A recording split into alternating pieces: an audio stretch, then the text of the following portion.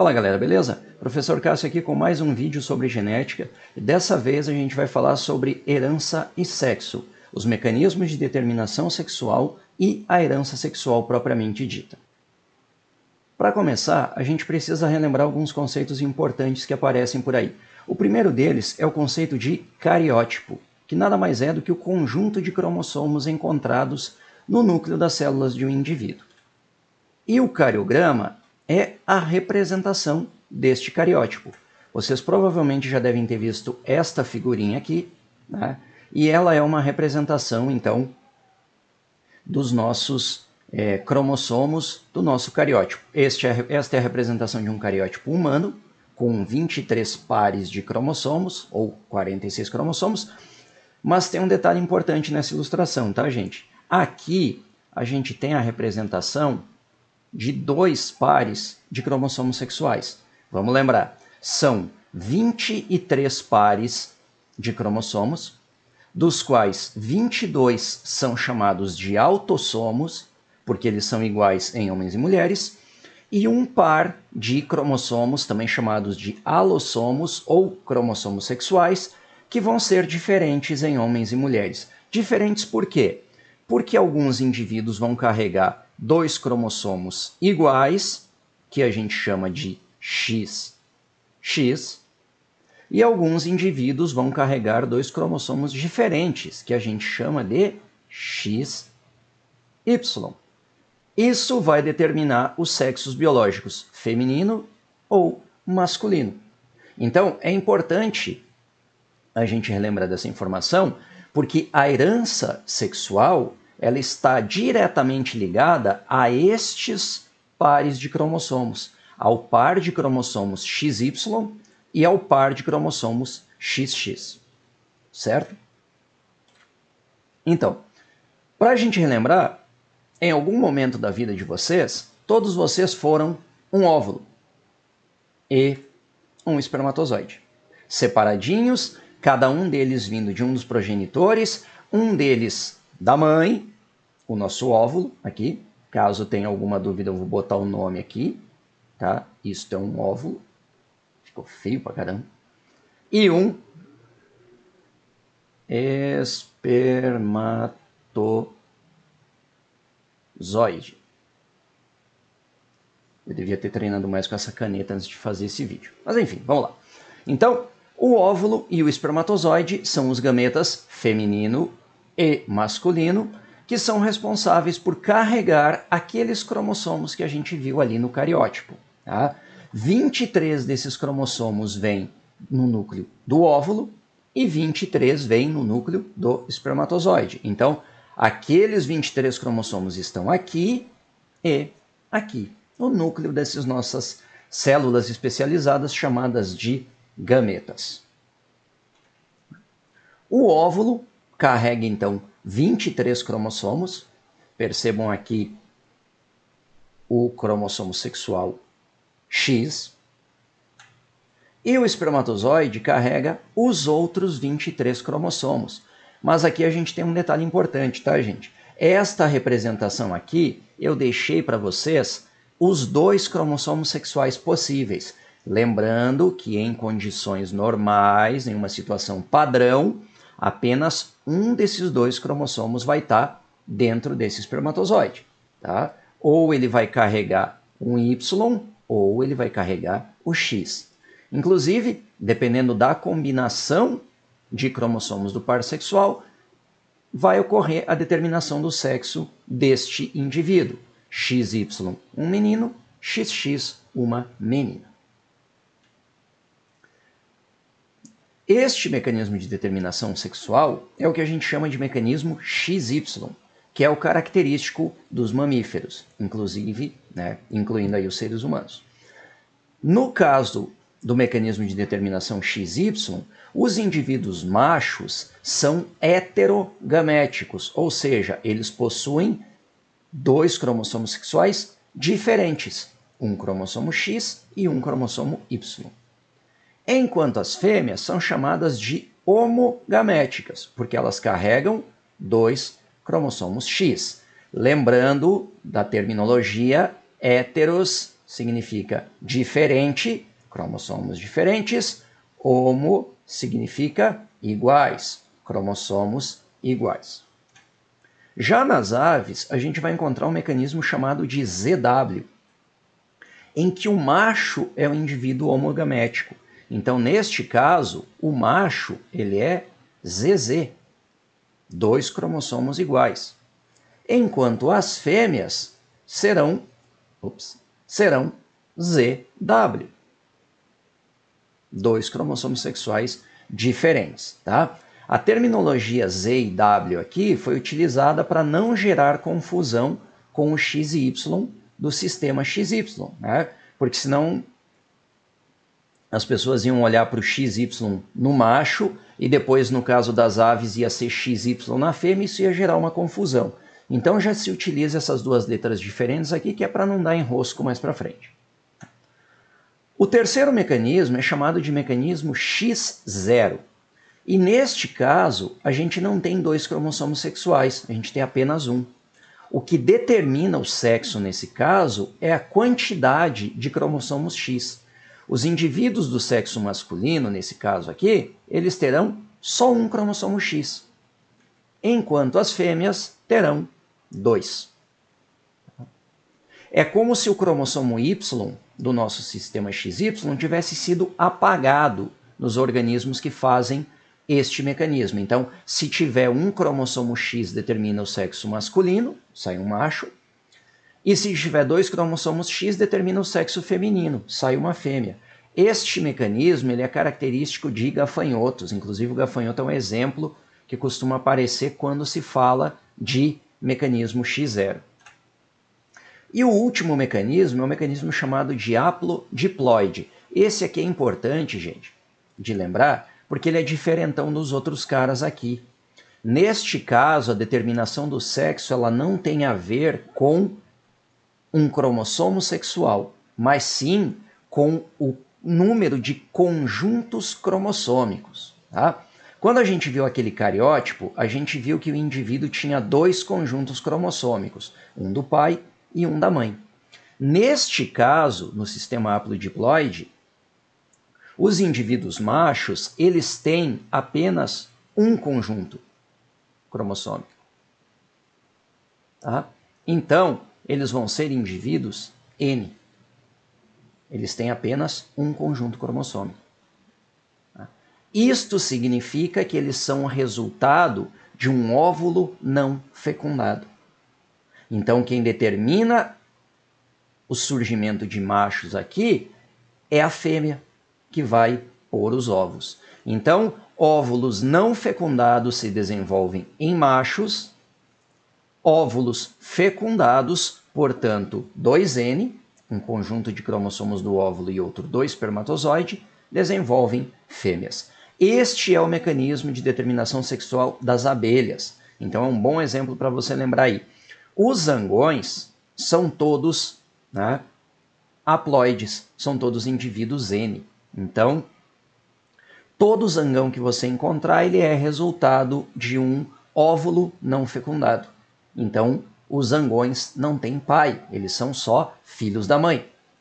Enquanto as fêmeas são resultantes de óvulos fecundados. A mãe doa o óvulo, o pai, que é um zangão, doa um espermatozoide e a fecundação resulta em indivíduos 2N, que são fêmeas. Tá? O que vai diferenciar as fêmeas férteis, que serão rainhas, das fêmeas inférteis, que serão operárias, é o tipo de alimentação que elas recebem durante a fase larval. Então, as fêmeas que são alimentadas apenas com pólen vão se desenvolver em operárias. As rainhas, elas são alimentadas com uma composição diferente, com a geleia real, e por isso elas se desenvolvem e se transformam em abelhas rainha, nesse caso, com capacidade de reprodução, fêmeas férteis. A herança sexual, ela é dividida em 3 tipos. A herança ligada ao sexo, que está, nesse caso, ligada a genes localizados no cromossomo X. Lembrem, né? Indivíduos do sexo masculino possuem um cromossomo X, indivíduos do sexo feminino possuem 2 cromossomos X.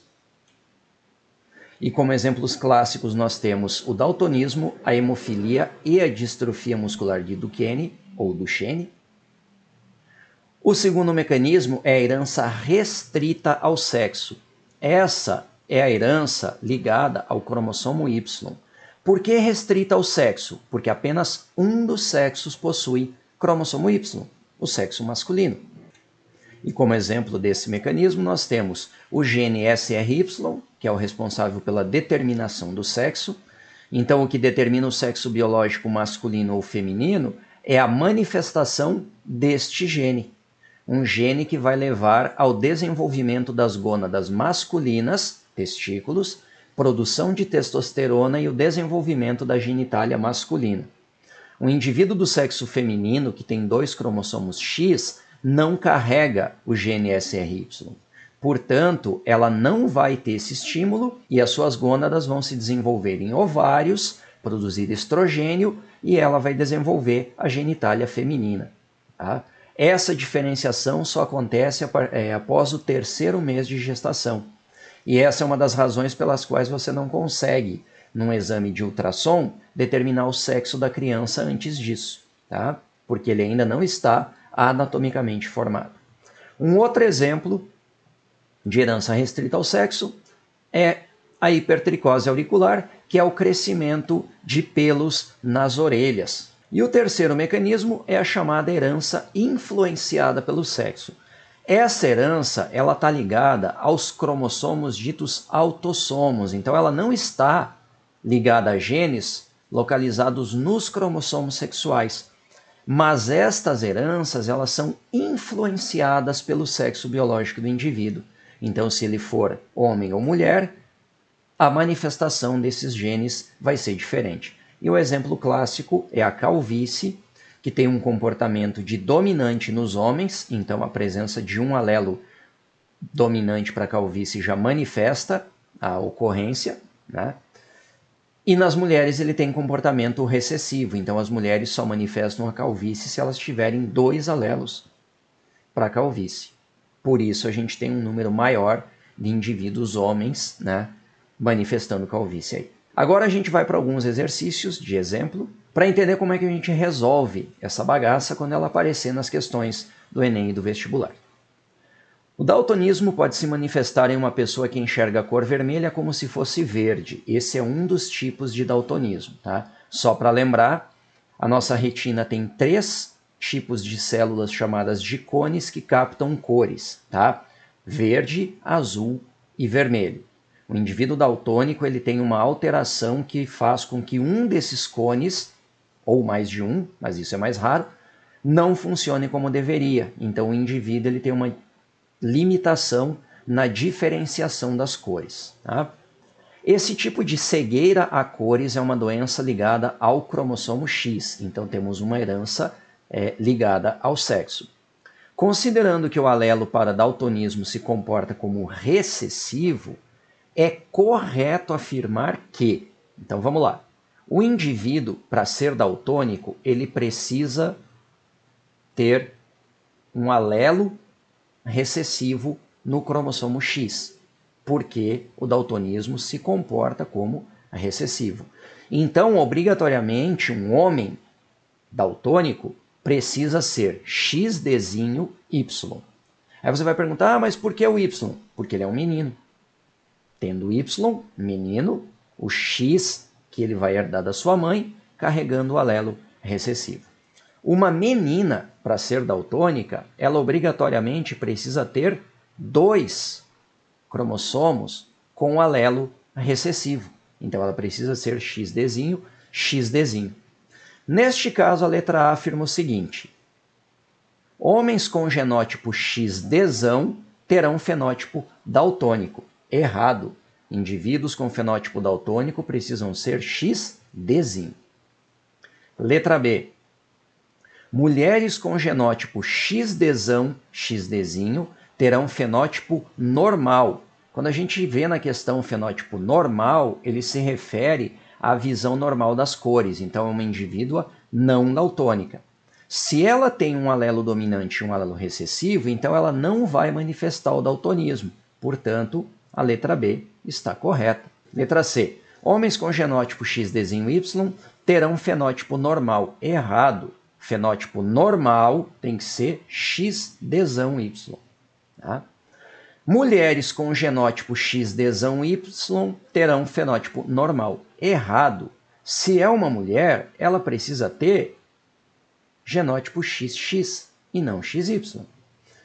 E por último, homens com genótipo XDzinho terão fenótipo daltônico. Errada também. Indivíduos do sexo masculino precisam ser XDzinho Y. Então, nesse caso, a alternativa correta, a letra B. Percebam que a gente não teve que fazer cruzamento nenhum, a gente só precisou lembrar que, sendo um alelo recessivo, os indivíduos carregam um XDzinho, né? Os indivíduos do sexo masculino, e os indivíduos do sexo feminino carregam 2 Dzinhos. Muito bem. No heredograma esquematizado a seguir, os genes recessivos Dzinho e Hzinho causam, respectivamente, daltonismo e hemofilia. Então, aqui nós temos duas heranças ligadas ao sexo, ou seja, 2 genes que são carregados pelo mesmo cromossomo, algo que a gente chama em genética de ligação gênica, ou linkage. Tá? Aí afirma-se o seguinte: o casal teve um primeiro filho normal. Então, o primeiro indivíduo aqui, percebam, todos do sexo masculino, então todos são XY.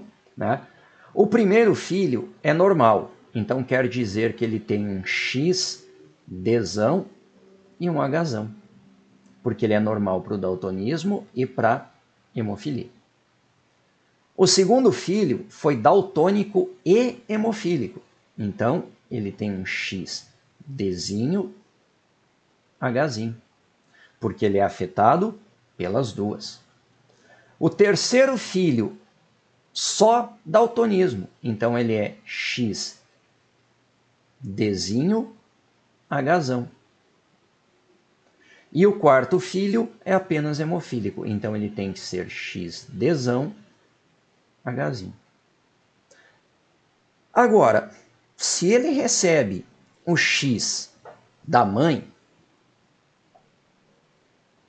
e o X carrega os 2 alelos, né, quer dizer que ou ele deveria receber o XDzão Hzão, como aconteceu aqui, ou o XDzinho Hzinho, como aconteceu aqui. Porque a mãe não tem cromossomos misturando esses 2 alelos. Ela não tem um cromossomo com Dzinho e Hzão e ela não tem um cromossomo com Dzão e Hzinho. Para isso aqui ter acontecido, os cromossomos X dessa mãe têm que ter passado por um processo chamado de crossing over ou permutação, que é o fenômeno em que cromossomos homólogos trocam fragmentos entre si.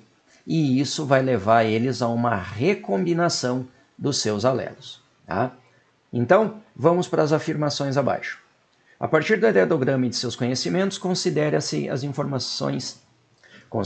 afirmações a seguir. Primeira, tratam-se de heranças ligadas ao sexo. Verdadeiro. Como elas estão ligadas ao cromossomo X, a gente chama isso de heranças ligadas ao sexo. Segunda, os genes Dzinho e Hzinho estão em situação de linkage, ou ligação, e são distribuídos aos gametas de acordo com a segunda lei de Mendel. Falsa. Tá? A segunda lei de Mendel se refere a genes que estão em cromossomos independentes, tanto é que a gente chama a segunda lei de Mendel de segregação independente. Tá? Então, o D e o H, eles precisariam estar em cromossomos diferentes e não no mesmo cromossomo. Se a gente tem linkage, a gente não tem segunda lei, a gente não tem segregação independente. Então, ela é falsa. Terceira, apenas a mãe pode transmitir os genes Dzinho e Hzinho aos descendentes do sexo masculino. Verdadeira. Tá? Os indivíduos do sexo masculino, os filhos, né, dos casais aqui, eles recebem o X sempre da mãe. Mas por quê? Porque se eles são X Y, eles têm que ter recebido o Y de um indivíduo do sexo masculino. Então, eles sempre vão receber o Y do pai. Então, o X que o indivíduo do sexo masculino recebe sempre virá da sua mãe.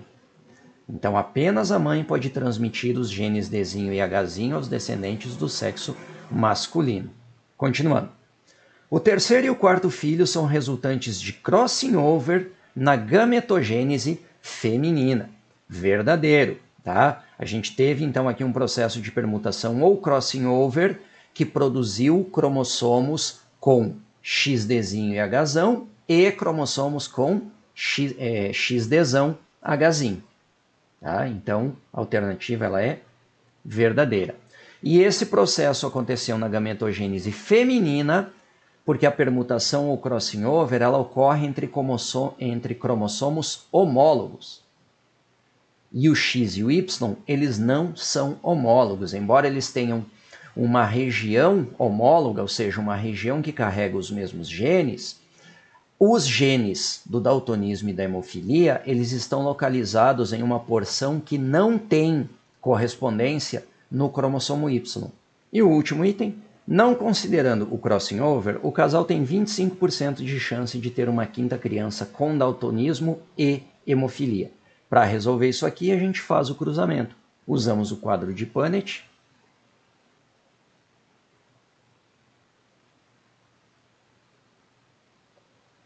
Com os alelos da mãe aqui em cima.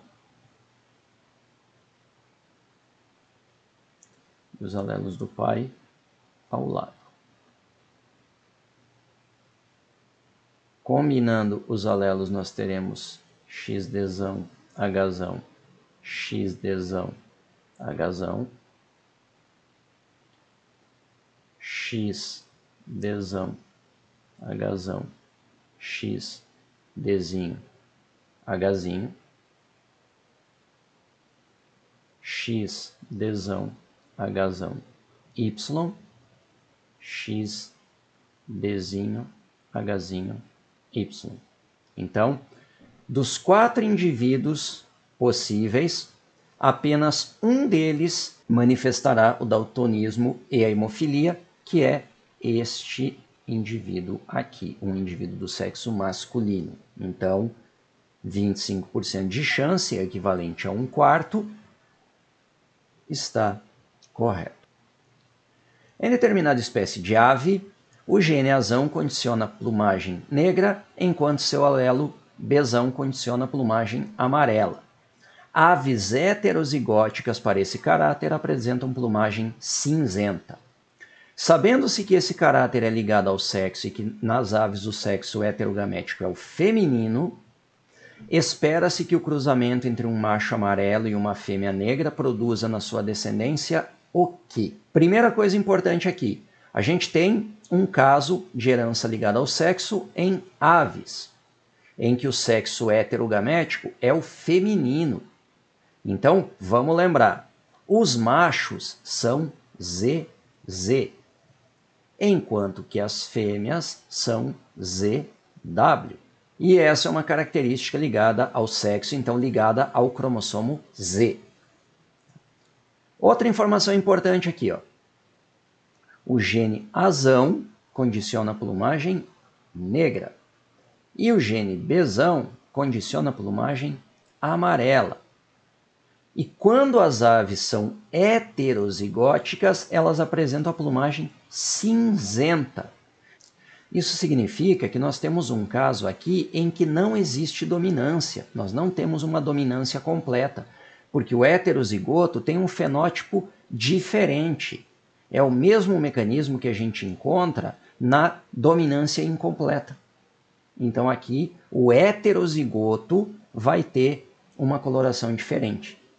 E nesse caso, como o heterozigoto precisa ter 2 alelos diferentes, isso só pode acontecer nos machos, que carregam 2 cromossomos sexuais. Aí nós temos aqui o seguinte, é o cruzamento entre um macho amarelo, 2 alelos Bzão, porque se ele tiver um B e um A, ele vai ser cinzento, mas ele é amarelo. E uma fêmea negra. Então, ela tem que ter um alelo azão. Este é o nosso casal a ser cruzado. O macho tem 2 alelos B, a fêmea tem um alelo A. Isso aqui vai sair ZB, ZA, ZB, ZA, ZB, W e ZB, W. Nós temos 100% dos machos ZB, ZA heterozigotos, então cinzentos, 100% de machos cinzentos e 100% de fêmeas com B amarelas. Então 100% de machos cinzentos e 100% de fêmeas amarelas. Nossa alternativa correta é a letra D. E para fechar, uma característica genética recessiva presente no cromossomo Y pode ser herdada do pai ou da mãe pelos descendentes do sexo masculino e do feminino. Errada, tá? Ela não pode ser herdada da mãe e não pode ser herdada pelos indivíduos do sexo feminino. Letra B, herdada a partir da mãe. Não.